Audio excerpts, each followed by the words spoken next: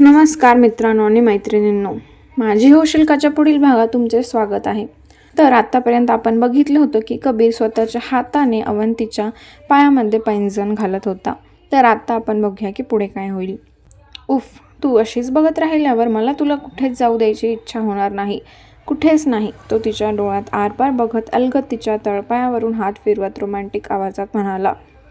त्याच्या हाताचा स्पर्श होताच तिच्या सर्वांगावर शहारे येऊन गेले. तिने लगेचच तिचा पाय त्याच्या मांडीवरून स्वतःकडे ओढून घेतला. लाजून लाजून चूर झाली होती. दोन्ही ओठ एकमेकांवर घट्ट दाबून तिच्या वाढलेल्या श्वासांची गती रोखण्याचा प्रयत्न करत होती. तिने एक हात क्रॉस करून तिच्या चेहऱ्यावर ठेवला आणि तिच्या चेहऱ्यावरचा लज्जास्पद हसू लपवण्याचा निष्फळ प्रयत्न करू लागली. तो किंचित हसत तिच्या गोंडस चेहऱ्याला निहाळत नकारार्थी मान हलवतो. किती निरागस गोड दिसत होती. लाजताना मन भरून तिचा चेहरा स्वतःच्या डोळ्यात भरून घेत होता. सगळ्यांपेक्षा वेगळी नव्हती. तिच्यापेक्षा दिसायला खूप सुंदर, इंटेलिजंट, हॉट मुली त्याच्या आजूबाजूला होत्या, पण तिचं सौंदर्य एक वेगळंच त्याच्या मनावर राज्य करून जात होतं. साधी सिंपलच होती, पण तिच्या मनाची सुंदरता एक वेगळीच त्याच्या हृदयावर राज करून गेली होती. आधी तिच्यातले असे गुण त्याला दिसलेच नाही. आत्ताच का दिसत आहे? जेव्हापासून प्रेम ही भावना त्याच्या मनात तिच्याप्रती उमलत गेली आहे, तेव्हापासून तर नव्याने तिच्या प्रेमात पडत होता. तिच्यातल्या प्रत्येक अदा त्याला आवडू लागल्या होत्या. ज्या अवंतीला त्याने पहिल्यांदा पाहिलं होतं, ती अवंती त्याला कुठेच दिसली नाही. ते मी जाऊ का? त्याचे एकटक बघणं तिच्या पोटात फुलपाखरू उडू लागले. त्याच्यासमोर बसून अंगावर रोमांच उभे राहत होते. कधी एकदा त्याच्या नजरेपासून लपून बसू असं झालं होतं. तो समोर असलेला आवडतही होता, पण त्याची नजर बघून पोटात कसं तरी होत होतं. मग ती फिलिंग जाण्यासाठी त्याच्यापासून लपून राहणं हाच तिला बेस्ट ऑप्शन वाटत होता. अजून तिने स्वतःच्या भावनांना ॲक्सेप्ट केलं नव्हतं. त्याच्याबद्दल हळूहळू फिलिंग तयार होत होत्या. त्या फिलिंग्स तिने मनापर्यंत पोहोचू दिल्या नव्हत्या. रुसवा गेला का? तो मंदस्मित करत त्याच्या जागेवरून उठत तिच्यासमोर हात धरत म्हणाला.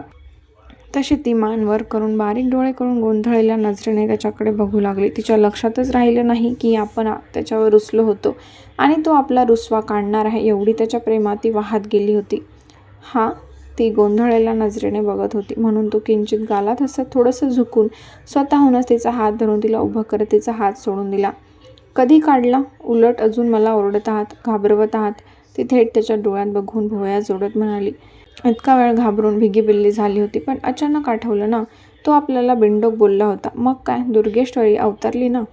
मी कधी ओरडलो? तो न समजल्यासारखं किंचित भोवया उंचावत म्हणाला. आत्ता ग बया, असं कसं विचारू शकता? फोनवर पण माझ्यावर दादागिरी करता, वरून तुम्ही नमतं पण घेत नाही. हे असं नसतं, असं थोडी रुसवा काढतात. ती जोरजोरात मान हलवत गाल फुगवून म्हणाली. अरे, रुसवा काढण्यासाठी मी तुला गिफ्ट आणलं आणि मी स्वतः हाताने घालून सुद्धा दिलं. अजून कुठल्या पद्धतीने काढतात का? तुला माझ्याकडून काही वेगळं अपेक्षित होतं का? तो जरा जास्तच गालात हसत म्हणाला. जाणून घ्यायचं होतं त्याला, तिला नेमकं त्याच्याकडून काय अपेक्षित होतं. त्यात तिचं नखरे करत मान हलवणं असो किंवा तिचं ते गाल फुगून बोलणं असो, सगळं अगदीच क्यूट वाटत होतं. आजपर्यंत त्याच्याकडे कोणीच असं हट्टाने बोललं नव्हतं. पहिल्यांदाच कोणीतरी हट्टाने रुसवा काढ म्हणून बोलत होतं, म्हणून जास्तच एक्सायटेड झाला होता. ओह, काही पण. आत्ता तर बोलला हे तुम्ही आधीच घेतलं होतं आणि हे द्यायची काही गरजच नव्हती. ते पण आत्तानेच दिलंच होतं की. ह्यापेक्षा ते भरजरी आहे, साडीवर उठवून दिसतं. अवंती नाक मुरडत तिचा हात पुढे करत म्हणाली. तशा त्याच्या भुवया कसल्या. वेट, हे तुझ्या आत्याने नाही, माझ्या मॉमने घेतलं आहे. तो त्याच्या हातातले पैंजण तिच्यासमोर धरत म्हणाला. हो, माहीत आहे, माझी आत्या कशाला करेल, तुमच्या आईंनीच केलेलं आहे. ती त्याचं बोलणं न समजून बोलू लागली. मग तू आता अशी का बोलली हे आत्याने दिलं आहे? तो प्रश्नार्थी नजरेने विचार करत म्हणाला. मग सासूला आत्याच बोलतात ना. आता तुमच्यात काय म्हणतात मला माहीत नाही. तुमचे स्टँडर्ड विचार माझ्या डोक्याच्या बाहेर आहेत. मला जे बोलायचं तेच बोलणार. ती बारीक डोळे करून त्याच्या हातातून पैंजण हिसकावून घेते. त्याचं बोलणं लवकर डोक्यात घुसत नव्हतं. कुठल्या चंद्रावरून आला होता कुणास ठाऊक, असं मनात आले होते. आत्या बोलल्यावर त्याला प्रश्न पडले म्हणून थोडासा तिला रागच आला. तसं त्याचे डोळे हलके वर झाले. त्याने तो विचार सोडून दिला. सध्या तो टॉपिक महत्त्वाचा नव्हता. नेमकं तिला त्याच्याकडून काय अपेक्षित आहे ते महत्त्वाचं होतं. एनिवेज, तुला कुठले पैंजण आवडले ते पैंजण तू घालू शकतेस. दोन्ही पण आपलेच आहे. मी तर तुझा असाच रुसवा काढणार होतो, पण तो हसत तिच्या पायाकडे बघत म्हणाला. नाही त्यावेळेस फुलांचा एवढा मोठा गुच्छ घेऊन येता आणि ह्यावेळेस फक्त पैंजण घेऊन आला. ते देण्यापेक्षा गुच्छ दिला असतं तर मला किती छान वाटलं असतं. कोणीतरी आपल्याला गुच्छ द्यावा म्हणून वाटत होतं आणि 2 वेळेस तुम्ही गुच्छ आणला तो मला घेताच आला नाही. ह्यावेळी घरी घेऊन जाता येईल असं वाटलं होतं. पण काय आणून हे आणले. माझ्याकडे किती आहे. ती हाताची घडी घालत टोमॅटोसारखे गाल फुगवत सरसर बोलून मोकळी झाली. तो डोळे मोठे करून थक्क होऊन तिच्याकडेच बघत उभा राहिला. कुठे तो 1000-2000चा बुके होता आणि कुठे हे अँटिक युनिक डिझाईन असलेलं पैंजण. काय करणार कबीर बाबू, तीच एक अँटिक पीस आहे. तिचा जीव त्या बुकेमध्ये अडकला होता. सिरियलवाली फिलिंग येणार होती. वाटलं होतं तिला तो आल्यावर एक बुके देईल की ती स्वप्न बांधून आली होती. पण कसलं घेऊन आला पैंजण. हळूहळू त्याच्या चेहऱ्यावर हसू फुलू लागलं आणि जास्तच हसत तो तिच्याकडे बघत होता. त्याच्या हसण्याचा आवाज ऐकून तिने दचकून भुवया ताठ करत त्याच्याकडे पाहू लागली. पहिल्यांदाच त्याला इतकं जोरात हसताना तिने पाहिलं होतं. पण त्याचं हसणं त्याच्या चेहऱ्यावर सूट होत होतं म्हणून एकटक त्याच्याकडेच बघत होती. Oh sweetheart, you are so sweet.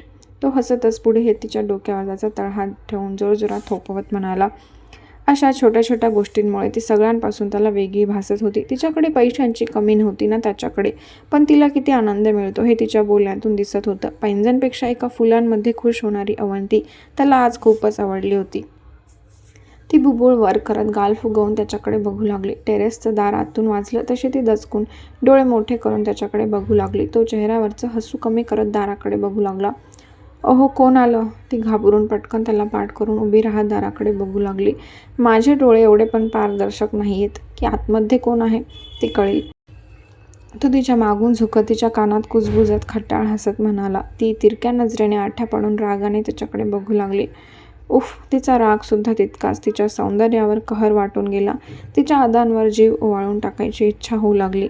तो थोडा पुढे झुकून तिच्या कानावर आपले ओठ टेकवण्याचा प्रयत्न करत होता की ते डोळे मोठे करून घाबरून पटकन बाजूला सरकली. क्षणात हृदयाची धडधड वाढली ना.